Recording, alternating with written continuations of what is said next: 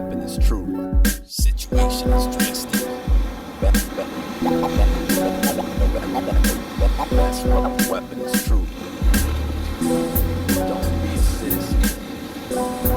Double standards are levied against the Muslim populations during both the left and right-wing administrations. There's no sense in asking the enemy to be fair. That's like begging for mercy from the late Golda Meir. It's obvious there is injustice, so how can there be peace? That's true in any region, not just the Middle East. Logically it follows that we're in a state of war. Should we defend ourselves or sit back and keep score? The mainstream media is just a propaganda machine, while others fan the flames, they supply the kerosene. Most that pick sides, so why are you still on the fence? It's a matter of applying basic intelligence. You're either with the Quraysh or with the Muslims in Medina. The situation is drastic. What we're missing is a leader, but we have the example of Allah's final prophet with the most powerful message, so nobody could stop it. Situation is drastic. Situation is drastic.